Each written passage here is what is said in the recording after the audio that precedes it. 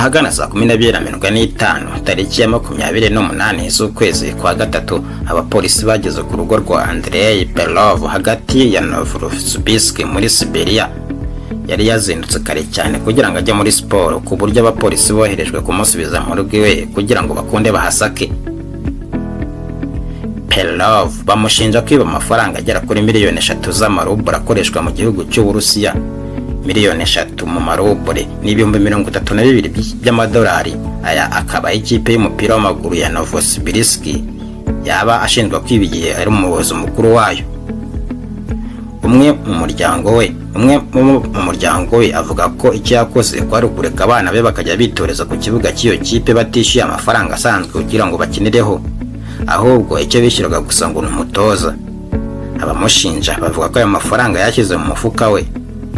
Belov ufite imyaka 62 yegukanye umudari wa zahabu mu mikino Olympique, akaba yaratsinze gusiganwa ku birometero 50-92.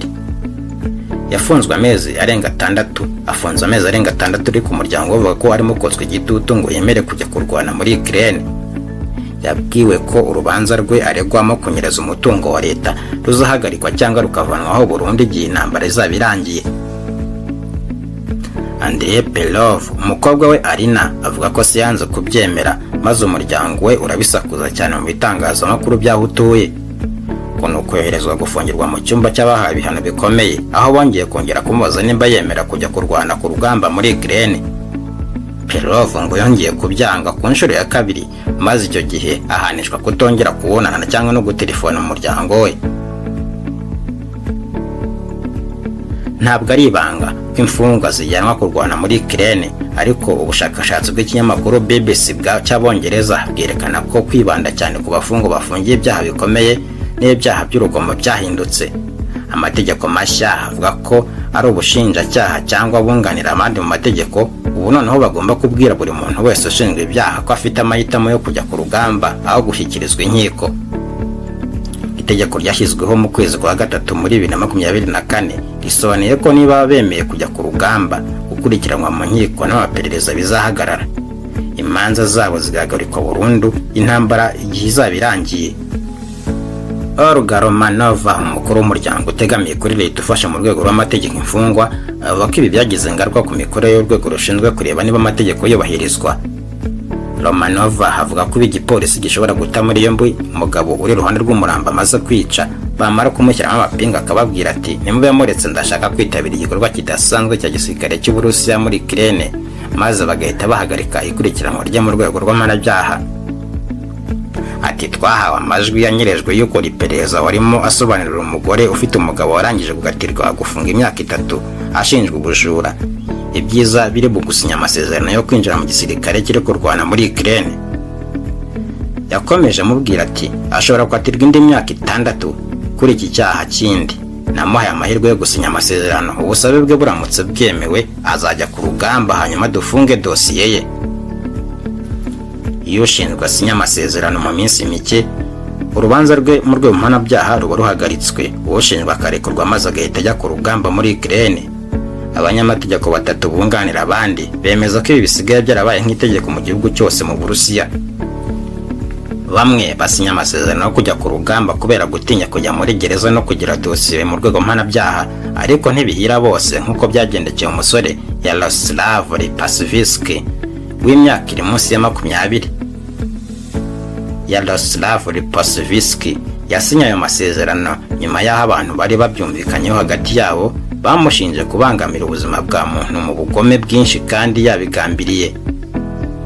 Umukunzi we w'umukobwa yari amaze kumenya ko atwite, kandi muri gahunda yo kugira ngo ataregwa mu nkiko, Lipasivsk yahise yinjira mu gisirikare amaze kuzuza imyaka 18.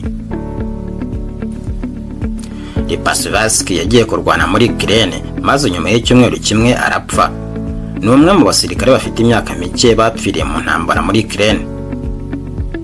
Ntabwo hazwi neza umubare w'abantu bashinzwe ibyaha bahisemo kurwana aho kuburana mu nkiko, ariko aya mahinduka yerekana ko Uburusiya bukeneye kongerera ingufu ingabo ziri ku rugamba mu gihe bugabanya umubare w'abandi baturage bukeneye kwinjiza mu gisirikare. Michael Kaufman umusesenguzi mu kigo giharanira guteza imbere amahoro ku isi Carnegie Endowment for International Peace, aragira ati mbese Abarusiya bitaye ku bakatiwe cyangwa abari muri gereza? Kaufman atekereza ko leta yumva ko ari abantu ishobora gutakaza maze ntihagire ubakumbura kandi ntihagire n'ingaruka mbi bigira ku bukungu bw'igihugu muri rusange. Igihe umutwe w'abacanshuro wa Wagner watangiraga ku nshuro ya mbere kwinjiza imfungwa mu basirikare bawo, wari ukuriye uwapfuye Yevgeny Prigozhin yibandaga cyane ku banyururu bakatiwe ibyaha bikomeye cyane ngo kubera ko yifuzaga ko bamuha ubunararibonye bwabo mu bugizi bwa nabi maze nabo bagahabwa imbabazi.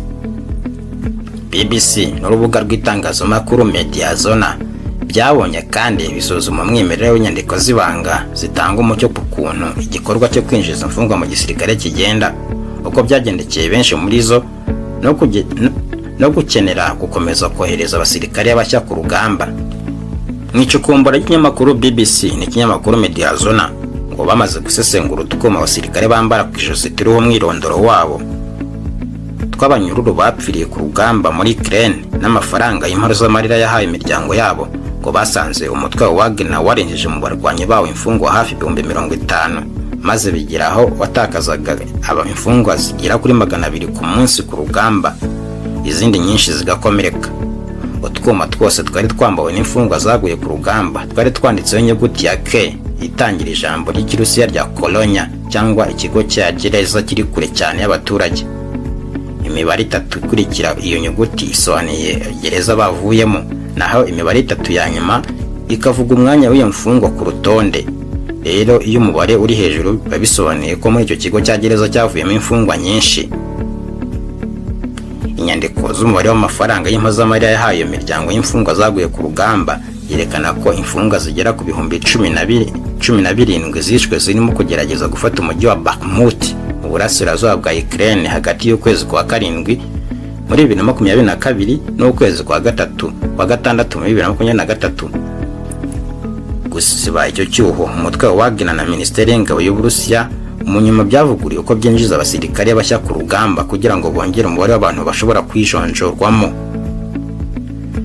Abantu bamwe baregwa ibyaha banze gusinya amasezerano yo kujya ku rugamba kubera ko ubusanzwe badashyigikiye intambara muri rusange, abandi kubera ubwoba bwinshi bwo kwicwa cyangwa gukomerekera ku rugamba, naho abandi kubera ko bashaka kuguma iwabo kugira ngo bisobanure ku birego baregwa mu nkiko.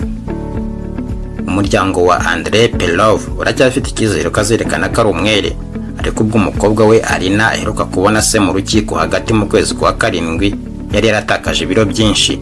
Agira ati aracyagerageza gukomeza umutsi, ariko nibiramuka bikomeje bizamugagaza.